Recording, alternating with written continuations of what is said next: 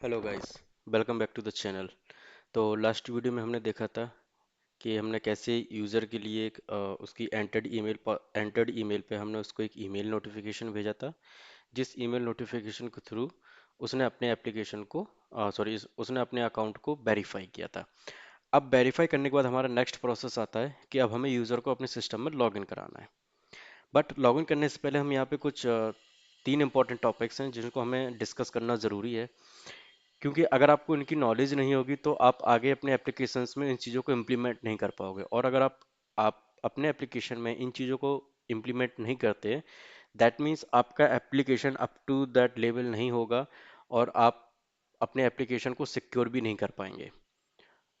तो अपने एप्लीकेशन की सिक्योरिटी के लिए हम यहाँ पे तीन टॉपिक्स को डिस्कस करेंगे आज। Authentication, JWT and authorisation. इसको हम तीन पार्ट में डिस्कस करेंगे। फर्स्ट पार्ट में हम देखेंगे कि ऑथेंटिकेशन क्या होता है, इसकी एक्सप्लेनेशन क्यों इसकी ज़रूरत है। देन हम डिस्कस करेंगे अबाउट JWT। JWT क्या होता है, इसका क्या पर्पज़ है, इसको हम क्यों यूज़ करते हैं। And then authorisation. तो चलते शुरू करते हैं अपना पार्ट वन, ऑथेंटिकेशन। तो एक्चुअली में ऑथेंटिकेशन होता क्या है? तो authentication in simply means authentication uh, is all about to verifying the identity of a user. In simple language, are you really the person you claim to be? Means आप जो email address and password अपना enter कर रहे हो, क्या वो आप ही की ईमेल एड्रेस, आप ही की डिटेल है, या किसी और यूज़र की या किसी और पर्सन की आप ईमेल और पासवर्ड लेके आप उसके एप्लीकेशन को, उसके थ्रू एप्लीकेशन को एक्सेस करना चाहते हो। तो ऑथेंटिकेशन का सिंपल पर्पस यही है कि are you really the person you claim to be. That means आपकी ईमेल एड्रेस एंड पासवर्ड और यूजर नेम को वेरीफाई करना। बट वो वेरीफाई करता कैसे है उसको हम आगे देखेंगे। अब इसके बाद आता है हमारे रियल लाइफ एग्जांपल। इसका रियल लाइफ एग्जांपल क्या है मैं आपको बता देता हूँ। Suppose you go to an airport, आप एक एयरपोर्ट पे जाते हो और वहाँ पे सिक्योरिटी ऑफिसर्स होते हैं। वो आपसे क्या मांगते हैं? आपका पासपोर्ट, आपका Aadhaar card and boarding pass. Because अगर आपके पास इन तीनों में से कोई भी नहीं है तो वो आपको एंटर नहीं करने देंगे। अगर आपके पास तीनों चीजें हैं और एवरीथिंग इज वैलिड, होना और वैलिड होने में डिफरेंस होता है। सपोज मेरे पास कोई ईमेल एड्रेस है और मेरे पास जो पासवर्ड है वो यूजर ऑलरेडी चेंज कर चुका है, बट मेरे पास ओल्ड पासवर्ड है। That means I have that information but that is not a valid, that so I am not able to authenticate these details, these like email address and password. So same होता है हमारे officers, airports जो security officers होते हैं check करते हैं password valid है, आपका आधार कार्ड वैलिड है एंड बोर्डिंग पास वैलिड है, that means you are authenticated, now you are allowed to board that flight. But in the case of web application में, web application में क्या होता है हमारा ऑथेंटिकेशन, क्या चेक करता है हमारा in web application? Authentication is mostly done using, किसके थ्रू होता है? जैसे कि मैंने पहले ही बताया, email address, username and password. Mostly इन्हीं तीन चीज़ों की वजह से हम ऑथेंटिकेशन को डन कर सकते हैं अपने एप्लीकेशन के लिए। अब आपको ईमेल पता है, आपका पासवर्ड पता है, तो आप ऑथेंटिकेट हो सकते हो। बट अगर आपके पास पता होना और एक ओल्ड इन्फॉर्मेशन होना, दोनों में डिफरेंट थिंग है। तो इसका फ्लो क्या होता है? इसका फ्लो होता है कि लॉगिन पेज पे आप यूजर से उसका email address and password get करते हो, दैट मीन्स वो एंटर करता है। अब एंटर करने के बाद क्या होता है कि जैसे आप लॉगिन बटन पे हिट करते हो तो वहाँ पे एक लॉगिन की एपीआई जो आपने बैकएंड में इंप्लीमेंट की होती है वो हिट होती है, दैट मीन्स post/login। वो लॉगिन एपीआई क्या करेगा? आपकी ईमेल एड्रेस एंड पासवर्ड को कैरी करके ले जाएगा कहाँ पे? आपके लॉजिक पे, आपके उस फंक्शन पे, जहाँ पे फंक्शन में आपने क्या लिख रखा है कि जो रिक्वेस्ट में यूजर जिस ईमेल के लिए रिक्वेस्ट कर रहा है वो ईमेल हमारे डेटाबेस में एग्जिस्ट करती भी है या नहीं। अगर नहीं करती है तो आप उसको डायरेक्टली बोल दोगे कि entered credentials are invalid. Simply एक मैसेज दिखा दोगे कि इनवैलिड यूजर नेम या इनवैलिड ईमेल। ठीक। अगर वो वैलिड, तो उसके लिए क्या करते हैं, तो चेक करता है डेटाबेस कैसे? आपने जो क्वेरी लिख रखी होगी await user dot find one email address, email request dot body email से जो आप ईमेल लॉगिन से भेज रहे हो वही ईमेल वो फॉरवर्ड कर देता है लॉगिन एपीआई कहाँ पे? आपके फंक्शन में, उस क्वेरी के लिए। तो अब ये क्वेरी हमारी यहाँ पे क्या चेक करती है कि ये क्वेरी चेक करती है कि हाँ वो ईमेल एड्रेस ऑलरेडी मतलब हमारे डेटाबेस में है भी या नहीं है। अगर है तो फिर वो नेक्स्ट प्रोसेस करता है क्या? पासवर्ड वेरिफिकेशन का। अगर नहीं है तो यहीं से वो रिटर्न कर देता है और वैलिडेशन मैसेज दिखा देता है कि इनवैलिड ईमेल एड्रेस। अगर आपका ईमेल वैलिड है देन फिर नेक्स्ट स्टेप आती है हमारी पासवर्ड वेरिफिकेशन की। अब पासवर्ड वेरिफिकेशन के लिए क्या, कि लास्ट वीडियो में हमने देखा था कि हम कैसे एक यूजर के पासवर्ड को हैशिंग करके बीक्रिप्ट के थ्रू अपने डेटाबेस में स्टोर करा रहे थे। तो उसका मैंने आपको बताया था उस टाइम सिक्योरिटी पर्पस भी होता है, और आप सेंसिटिव इंफॉर्मेशन को लीक होने से बचा सकते होगे। सपोज आपने अपना डेटाबेस, या अगर आपका डेटाबेस हैक भी हो जाता है कहीं, है ना, तो attacker can not directly see the actual password. आपने पासवर्ड अगर हैश करके रखा है तो दैट मीन्स आपकी इंफॉर्मेशन सिक्योर है। यूजर, क्योंकि वो जो बीक्रिप्ट का पासवर्ड होता है वो कभी डिक्रिप्ट नहीं होता है ना, इसलिए उसको इनक्रिप्ट इनक्रिप्ट करके, हैशिंग करके आपको अपने डेटाबेस में स्टोर कराना चाहिए। ये एक सिक्योरिटी बेस्ट प्रैक्टिस है, और मैं कहूँगा इसको आपको मस्ट फॉलो करना चाहिए। ठीक है। तो स्टेप 4 में क्या होता है कि पासवर्ड वेरिफिकेशन होता है। अगर पासवर्ड प्लेन डेटाबेस में plain password are not stored in plain text inside the database, जैसा कि मैंने पहले बोला कि आपको यूजर की सेंसिटिव इन्फॉर्मेशन, चाहे वो आप क्रेडिट कार्ड डिटेल्स हो, या पासवर्ड हो, या आधार कार्ड हो, या कोई भी अदर सेंसिटिव इन्फॉर्मेशन को हो, उसको आप मास्किंग या हैश करके ही स्टोर कराइए, जिससे आप, अगर आपका डेटाबेस हैक भी होता है तो कोई अटैकर्स आपके यूजर की डिटेल्स को गेट नहीं कर पाएगा। ठीक है। तो हैश्ड फॉर्मेट हमारा क्या होता है, इस फॉर्मेट में हमारा हैश्ड होता है। ठीक है। मैंने आपको बताया भी था। तो वेरिफिकेशन कैसे होता है कि यूजर ने जो पासवर्ड एंटर किया और डेटाबेस में जो पासवर्ड स्टोर है, तो उसके लिए क्या होता है कि bcrypt डॉट कंपेयर एक फंक्शन आता है bcrypt पैकेज के अंदर। वो क्या करता है कि आपका जो डेटाबेस में पासवर्ड है उसको मैच कराता है किसके पासवर्ड से, जो यूजर ने एंटर किया हुआ है। अगर वो पासवर्ड मैच हो जाते हैं, ठीक है, तो आप सक्सेसफुली ऑथेंटिकेटेड हो जाते हो। दैट मीन्स आपका जो ईमेल एड्रेस एंड पासवर्ड दोनों चीजें वेरीफाइड हो चुकी है। That means you are successfully authenticated for this application. अब मैंने यहाँ पे बोला था कि why is hashing important, because if the database gets hacked the attacker can not directly see the actual password. अब आपका ईमेल वेरीफाई हो चुका है, आपका पासवर्ड भी कंपेयर हो चुका है, सब कुछ ठीक है, that means you are successfully authenticated. If the credentials are correct, user authenticated. But यहाँ पे एक क्वेश्चन आता है कि how will the server remember that user is already logged in, and will the user send the password with every request. तो question अब यह था कि सर्वर को कैसे पता चलेगा कि आपने जो user name and password enter किए हैं वो ऑलरेडी लॉग्ड इन यूजर के हैं। लॉगिन के बाद का प्रोसेस है ये। तो अगर आप ऑलरेडी लॉग्ड इन हो तो वो सर्वर को कैसे पता चलेगा? क्या आप हर रिक्वेस्ट के साथ अपना पासवर्ड तो भेजोगे नहीं? पासवर्ड भेजोगे नहीं। आप अपना ईमेल नेम भेजोगे नहीं, है ना। तो आपको कोई एक ऐसी चीज, कोई एक ऐसा मेथड चाहिए होता है, या ऐसा चीज चाहिए होती है जो हर रिक्वेस्ट के साथ सर्वर ऑटोमेटिकली उसको कैरी करके चले, और वो एक यूनिक रहे। यूनिक इन द सेंस, आपके एप्लीकेशन में एक टाइम में अगर 50 यूजर्स लॉगिन कर रहे हैं तो आप सेम चीज 50 यूजर्स के लिए अलाउ नहीं कर सकते। हाँ, बट आप 50 यूजर्स के लिए 50 यूनिक चीजें अलाउ कर सकते हो। दैट मीन्स उससे उनकी आइडेंटिटी ब्रेक नहीं होगी, और वो जिसको जो एक्सेस है आपके एप्लीकेशन के अंदर, वो उसको without any error, hassle free access कर सकते हैं। तो यहाँ पे आप ना तो दोबारा लॉगिन करोगे, कैसे सर्वर रिमेम्बर करेगा, और कैसे पासवर्ड को आप रिक्वेस्ट के साथ भेजोगे, नहीं। तो यहाँ पे आता है this is where the JWT concept start. That means हमारा पार्ट 2 यहाँ पे बिगन होता है। पार्ट 2 हमारा बिगन होता है किससे? JWT। JWT क्या होता है उसके हम एक्सप्लेनेशन को यहाँ पे समझेंगे स्टेप बाय स्टेप। तो JWT क्या होता है? JWT stands for Jason web token. It is a secure token that represent the users identity after login. ये एक सिक्योर टोकन मैकेनिज्म है जो ही एक यूजर की आइडेंटिटी के लिए यूज किया जाता है आफ्टर लॉगिन। अब इसमें आइडेंटिटी के लिए हम क्या क्या यूज करते हैं, तो उसकी सिंपल एनालॉजी है, हम उसको भी डिटेल बाय डिटेल समझेंगे। तो सिंपल एनालॉजी क्या है? Think of a JWT as a digital ID card. इसको आप ऐसा समझो कि वो एक डिजिटल आईडी कार्ड है। आप मॉडर्न वेब एप्लीकेशंस में आप अपने ईमेल पासवर्ड एंटर करते हो, तो उनमें भी एक JWT जनरेट होता है, वो आपका एक डिजिटल आईडी कार्ड होता है। After login the server gives this ID card to the user. Server, जैसे आप लॉगिन हुए तो वो सर्वर क्या करता है, in the form of JWT आपको एक आईडी कार्ड देता है। JWT is consider as a ID card. For every protected request the user shows this ID card.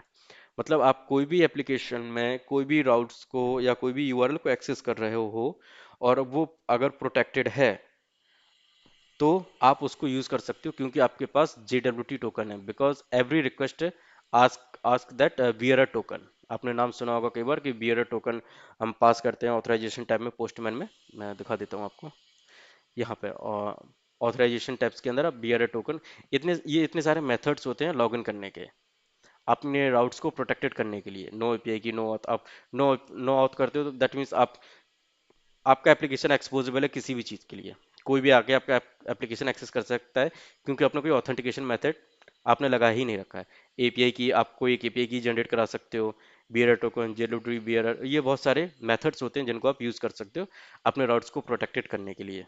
ठीक है, बट हम यहाँ पे JWT का यूज़ कर रहे हैं तो हम नॉर्मली मेथड जो चूज़ करते हैं वो करता है बियरर टोकन का। अब JWT authentication completed flow.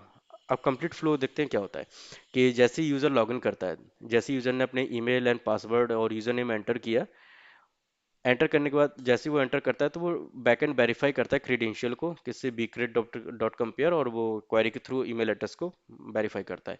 Then उसके बाद स्टेप 3 आती है हमारी। आप उसी लॉगिन वाले फंक्शन में आप क्या करते हो, एक नई न्यू लाइंस ऐड करते हो किस चीज़ के लिए, JWT को जनरेट करने के लिए, JWT सिग्नेचर को जनरेट करने के लिए। तो हम नॉर्मली वहाँ पे क्या लिखते हैं, जेड, अगर हमारे पास यूज़र ये क्रेडेंशियल्स वेरीफाई हो जाते हैं, देन उसके बाद हम एक ट्राई एंड कैच या इफ एल्स ब्लॉक में हम ये कोड को मेंशन करते हैं, जहाँ पे हम क्या करते हैं कि JWT डॉट साइन, हम यहाँ पे क्या पास कर रहे हैं, यूज़र की आईडी और यूज़र का ईमेल एड्रेस, क्योंकि हमारे लॉगिन से ईमेल एड्रेस ही आ रहा है। और हम करने को और भी चीज़ें पास कर सकते हैं, ठीक है, बट बेटर होता है कि जितनी कम इन्फॉर्मेशन और जो ओनली रिक्वायर्ड इन्फॉर्मेशन को ही हम पास करें, बट यहाँ पे अवॉइड करें सेंसिटिव इन्फॉर्मेशन के लिए, उसके लिए मैं आगे बताऊंगा।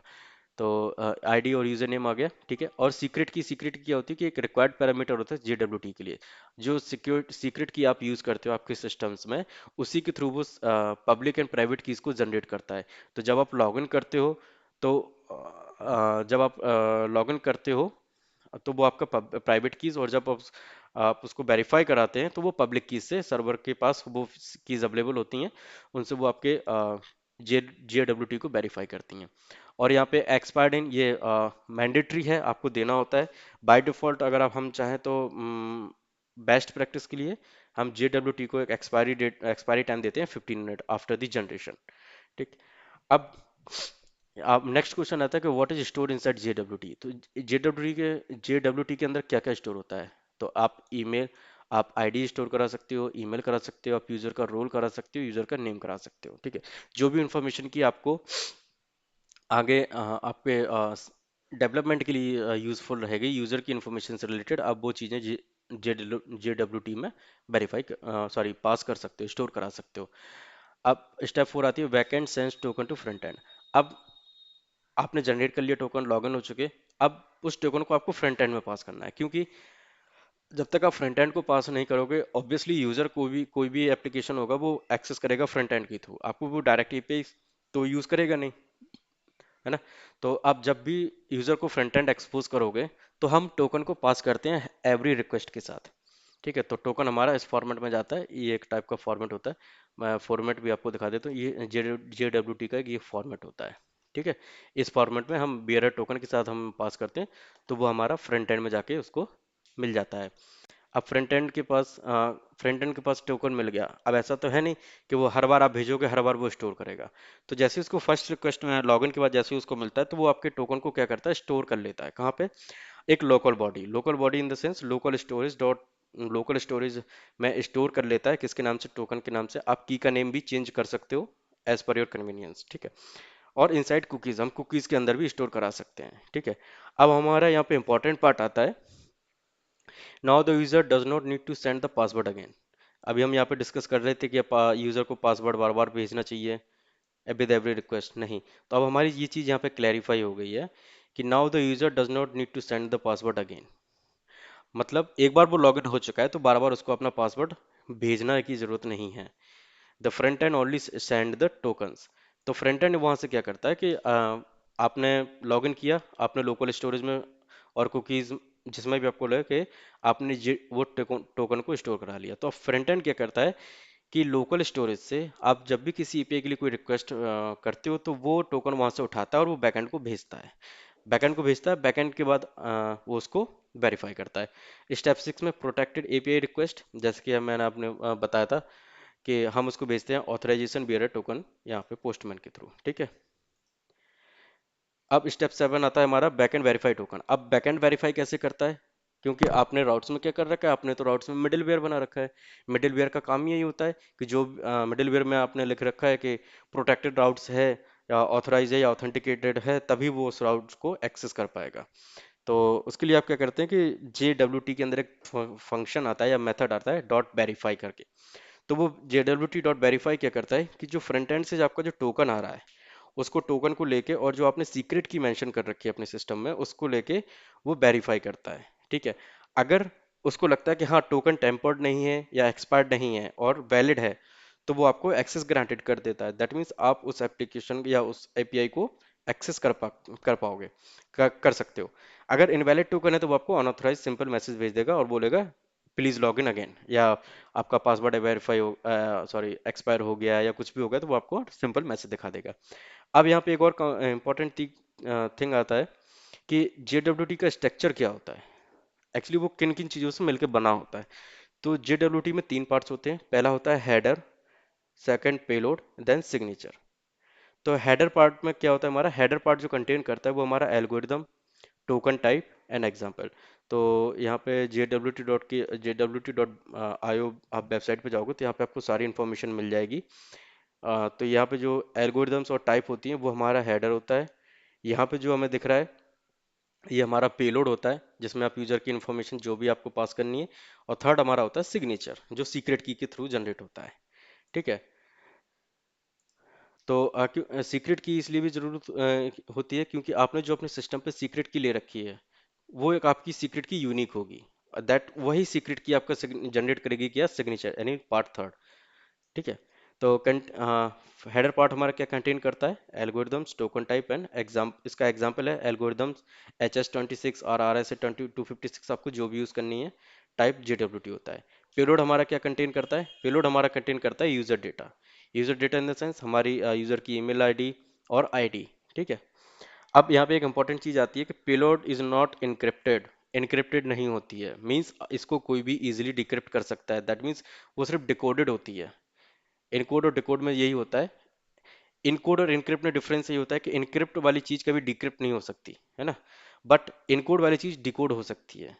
तो बट JWT डिकोडेबल है क्यों, क्योंकि हम जो यूजर की इंफॉर्मेशन यूज कर रहे हैं या पास कर रहे हैं, उसको हमें कहीं ना कहीं अपने एप्लीकेशन में यूज करनी होगी, इसलिए हम JWT यूज करते हैं। बट अगर हम इसकी जगह एनक्रिप्ट या बीक्रिप्ट को यूज करेंगे तो हमें अपनी यूजर की डिटेल के लिए एक अलग से फंक्शन, एक अलग से मेथड, कंट्रोलर और राउट्स, वो सारी चीजें बनानी पड़ेंगी बाईपास, पैरेलली कॉल करा के हमें वो यूजर की इन्फॉर्मेशन को हर पेज पे पास करनी पड़ेगी। तो इसी चीज को अवॉइड करने के लिए हम JWT यूज करते हैं। और इसी चीज को लिए बोला जाता है कि आप JWT में कभी भी अपनी पासवर्ड स्टोर मत करें, credit card details, sensitive data payload में कभी स्टोर नहीं करना चाहिए। डिकेड डिकोडेबल है JWT, इसलिए इसमें सिर्फ जो आपको रिक्वायर्ड चीजें हैं वो भेजिए, एक्सेप्ट सेंसिटिव डेटा। अब सिग्नेचर का पार्ट आता है। सिग्नेचर में क्या कहता है, signature is the most important security part of JWT। क्योंकि आपकी जो सिक्योरिटी होती है, आपकी जो सीक्रेट की होती है, वही आपका सिग्नेचर जनरेट करती है।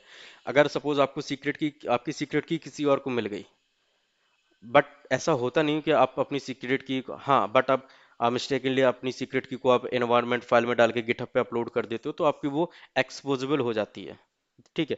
बट मैं रिकमेंड करूंगा कि आप सीक्रेट की को अपने ENV फाइल में न रख के आप अपने सिस्टम में रखिए, एक किसी एक लोकेशन पे, और फिर नोड npm के थ्रू .fs फाइल सिस्टम का एक हमारी पैकेज आती है, उसके थ्रू आप फाइल्स को रीड कीजिए, पब्लिक की और प्राइवेट की को। तो सीक्रेट की को क्या होती है, सिग्नेचर क्या करता है, हेडर को यूज करता है, पेलोड को यूज करता है, सीक्रेट की। सिग्नेचर ही हमारा एक यूनिक बनाता है ना, जैसे कि हर पर्सन का सिग्नेचर करने का स्टाइल अलग अलग होता है, ठीक है। तो सीक्रेट की जो होती है उसी के थ्रू हमारे जनरेट होता है क्या, signature. If someone modifies the payload, the signature becomes invalid. अगर आपने कोई भी इसके अलावा सपोज आपने by default ID and email address पास किया हुआ है, बट आपका JWT डिकोडेबल है, उसने डिकोड करके उसमें यूजर नेम और भी ऐड कर दिया, तो क्या होगा कि आपने जब JWT टोकन जनरेट किया था तब आपके पास सिर्फ ये पेलोड में दो दो कीज थी, बट एक और की मिल गई है। दैट मीन्स आपने एक्चुअली में जो जनरेट हुआ था और अब जो जनरेट कर रहे हो, तो वो जो सिग्नेचर है वो सिग्नेचर वेरीफाई इक्वल नहीं होंगे। दैट मीन्स वो आपका सिग्नेचर क्या करेगा, आपका टोकन इनवैलिड हो जाएगा। ठीक है। अ, फिर उसके बाद आता है stateless authentication in traditional sessions. The server has to store sessions. Traditional sessions में हम क्या करते हैं कि सर्वर को एक सेशन को सर्वर को स्टोर करना होता है, जो भी डिटेल करनी होती है वो सेशन में स्टोर करते हैं। बट JWT के साथ क्या होता है कि server does not need to store the session. JWT के साथ हमारे सर्वर सेशंस को यूज नहीं कर सकते या यूज नहीं करते हैं। ठीक है। क्यों? क्योंकि जो ट्रेडिशनल सेशंस होते हैं वो इतने सिक्योरली और इतने फास्ट भी नहीं होते हैं। बट जब अगर हम JWT के साथ वर्क करते हैं तो क्यों हम सेशंस को यूज नहीं करते हैं? क्योंकि JWT fast, scalable and micro service friendly होता है। ठीक है। अब अब यहाँ पे एक और नया पार्ट आता है, access token versus refresh token. तो जब भी आप किसी एप्लीकेशन को आप सर्च करेंगे या एप्लीकेशन में लॉगिन करेंगे, आई होप आप डेवलपर हैं तो आपने बहुत से एप्लीकेशंस में लॉगिन किया होगा या इम्प्लीमेंट भी किए होंगे, तो वहाँ पे आपने एक्सेस टोकन और रिफ्रेश टोकन दो कीज के या कीवर्ड ये जरूर सुने होंगे। तो एक्चुअली में एक्सेस टोकन क्या होता है हमारा? एक्सेस टोकन हमारा होता है short expiry, used for API request. Example 15 minute के लिए, 15 मिनट के लिए शॉर्ट एक्सपायरी। एक्सेस टोकन की एक्सपायरी जो होती है वो 15 मिनट्स के लिए होती है। इससे ज़्यादा आप करोगे तो दैट मीन्स ये चांसेस होते हैं कि आपका टोकन एक्सेसिबल हो जाएगा किसी और चीज़ के लिए, या आपका कोई टोकन लेके उसको मॉडिफाई करके ट्राई कर सकता है कि आपके एप्लीकेशन में लॉगिन करने के लिए। तो बेस्ट टाइम यही होता है कि आप इसकी शॉर्ट एक्सपायरी रखें। But in the sense of refresh token, इसकी क्या होती है, एक्सपायरी लॉन्ग होती है। ठीक है। क्योंकि लॉन्ग एक्सपायरी का मतलब ये होता है कि 1 आवर, 2 आवर और 24 आवर्स, या आप सेवन, मैक्सिमम इसकी क्या हो सकती है, 7 डेज आप रख सकते हैं। आइडियली 7 डेज होती है। Long expiry use to generate a new access token, इसका यूज होता है एक नया एक्सेस टोकन को जनरेट करने के लिए। फॉर एग्जांपल आप किसी लॉगिन एप्लीकेशन में आपने लॉगिन किया और 15 से 13 मिनट बाद आप आते हैं, तो आपका जो टोकन है वो एक्सेस टोकन तो बेसिकली एक्सपायर हो चुका है, क्योंकि आपने उसकी एक्सपायरी 15 मिनट सेट कर रखी है। But in the case of refresh token, जैसे आप एप्लीकेशन को आप रिफ्रेश करते हो, कोई भी पेज एक्सेस करते हो, तो जो रिफ्रेश टोकन होता है वो एक्सेस टोकन को रिप्लेस करके एक नया एक्सेस टोकन जनरेट करता है। ठीक है। इसलिए हम रिफ्रेश टोकन के मैकेनिज्म को यूज करते हैं और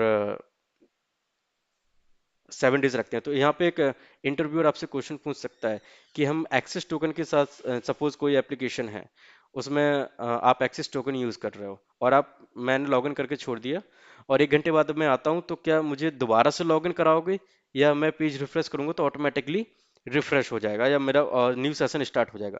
तो यहाँ पे बहुत से लोग कहते हैं कि नहीं, हम दोबारा लॉगिन कराएंगे। करा सकते हो, नो डाउट। बट एक जो आप आपसे वो चीज वो सुनना चाहता है वो यही होता है कि रिफ्रेश टोकन का यूज करके हम सिर्फ जैसे वो पेज को रिफ्रेश करेगा हम उसका एक नया सेशन जनरेट कर देंगे। दैट मीन्स हम एक नया access token, JWT token generate कर देंगे, जिससे हम यूजर्स को बार बार लॉगिन करने से अवॉइड करा सकते हैं, लॉगिन करने के लिए अवॉइड करा सकते हैं। ठीक है। हाँ, बट वेरी लॉन्ग टाइम, आपने आज लॉगिन किया, आप 3 दिन बाद आते हो, तो हाँ, वहां पे भी हम यूजर से यही बोलेंगे कि भाई ठीक है, आप अब लॉग इन कीजिए। ठीक है। तो रिफ्रेश टोकन और एक्सेस टोकन का आई होप आपको कंसेप्ट क्लियर हो गया होगा कि क्यों इसकी रिफ्रेश टोकन और एक्सेस टोकन की नीड होती है और इस पे कितने सारे इंटरव्यूज क्वेश्चन बनते हैं। तो आप उनको भी पढ़िए। ठीक है। अब आता है हमारे JWT की बेस्ट प्रैक्टिसेस क्या होती हैं। अगर आप JWT यूज कर रहे हैं तो आप सिक्योर अपने आप को, मतलब अपने एप्लीकेशन को HTTPS पे, सिक्योर प्रोटोकॉल पे आप उसको यूज करें। एक्सपायरी टाइम उसमें 15 मिनट का ऐड करें एंड स्ट्रॉन्ग सीक्रेट की, ये 3 चीज़ें आप यूज़ करें। देन उसके बाद इन्वायरमेंट फाइल में आप सीक्रेट की को रख सकते हैं। रखना या ना रखना वो आपके ऊपर डिपेंड है, बट मेरी रिकमेंडेशन ये है कि अगर आप सीक्रेट की आप ओपन SSL के थ्रू जनरेट कर रहे हैं तो उसको आप अपने सिस्टम में रखिए। सीक्रेट कीज क्या होती हैं? सीक्रेट कीज होती है हमारी पब्लिक एंड प्राइवेट। तो पब्लिक और प्राइवेट का क्या यूज होता है? सर्वर आपके टोकन को जनरेट करने और वेरीफाई करने के टाइम पे पब्लिक और प्राइवेट कीज को यूज करता है, just to validate that the person you, आप वही पर्सन हो या कोई और है। ठीक है। उसके बाद prefer HTTP only cookies, never store sensitive data. Example जैसे कि पासवर्ड, क्रेडिट कार्ड डिटेल्स, आप उनको ये JWT टोकन या पेलोड में स्टोर मत कराइए। तो यहाँ पे हमारा खत्म होता है JWT का पार्ट। अब हमारा यहाँ पे पार्ट शुरू होता है 3, ऑथराइजेशन। ऑथराइजेशन का मतलब यही होता है कि what is authorization. So I hope आपको JWT अच्छी तरह से क्लियर हो गया होगा, इसकी क्या नीड है, क्यों आजकल ये मॉडर्न डेज एप्लीकेशन में इतना पॉपुलर है और हम इसको क्यों यूज करना चाहिए। ठीक है, तो चलते हैं नेक्स्ट पार्ट में। अब हमारा नेक्स्ट पार्ट आता है ऑथराइजेशन। ऑथराइजेशन क्या होता है? व्हाट रिसोर्सेज और actions a user is allowed to access. Means आपके एप्लीकेशंस में आप ई कॉमर्स एप्लीकेशन बना रहे हो तो उसमें आपके प्रोडक्ट्स होते होंगे, है ना, आपके कार्ड्स होते होंगे, आपकी प्रोफाइल होते होंगे, आपके ऑर्डर्स होते होंगे। तो जो भी यूजर के लिए आपके और भी सारे एक्सेस होते होंगे। आप जैसे पेमेंट गेटवे का होगा, आप यूजर ऐड कर रहे हो, है ना, ई कॉमर्स एप्लीकेशन पे। तो बट एक नॉर्मल यूजर क्या देख सकता है? नॉर्मल यूजर का जो रोल है, यूजर है, उसको क्या क्या देख सकता है? वो सिर्फ आप अपना ऑर्डर्स देख सकता है, अपना कार्ट देख सकता है, प्रोडक्ट्स को वो सर्चेस कर सकता है, एंड देन वो अपनी प्रोफाइल को देख सकता है। इसके अलावा उसको और कोई एक्सेस नहीं होते हैं। तो वो जो एक्सेस होते हैं वही हमारा होता है ऑथराइजेशन, कि आपको एक्चुअली में क्या एक्सेस है उस एप्लीकेशन के अंदर। आप समझ रहे हो? ऑथराइजेशन मीन्स आपको क्या अलाउड है एक्सेस करने के लिए। तो इसका रियल लाइफ एग्जांपल है, you enter the airport, authentication completed, क्योंकि आप already email address and password अपना एंटर करके आए हो, JWT जनरेटेड है, आप ऑथेंटिकेटेड हो। But only pilots can enter the cockpit, this is authorization. आप एयरपोर्ट पे तो जा सकते हो, बट कॉकपिट में सिर्फ कौन जा सकता है? पायलट ही जा सकते हैं, आप नहीं जा सकते हो। तो यही होता है क्या? ऑथराइजेशन, कि आप क्या एक्सेस कर सकते हो, this is what called authorization. इन वेब ऐप एग्जांपल में देख सकते हैं। सपोज देर आर, आपके एप्लीकेशन में सपोज करते हैं कि admin panel and user panel है, यूजर डैशबोर्ड है। तो admin can delete user and manage product, but जो नॉर्मल यूजर होगा वो can not access admin routes. अब एडमिन के कुछ राउट्स हैं, तो वो एडमिन के राउट्स को एक्सेस नहीं कर पाएगा, क्योंकि उसको वो उन राउट्स के लिए ऑथराइज्ड ही नहीं है। ठीक है, तो आपने सुना होगा रोल बेस्ड आर बैक और ए बैक। रोल बेक आर बैक होता है रोल बेस्ड एक्सेस या ऑथराइजेशन, और ए बैक होता है हमारा ए बैक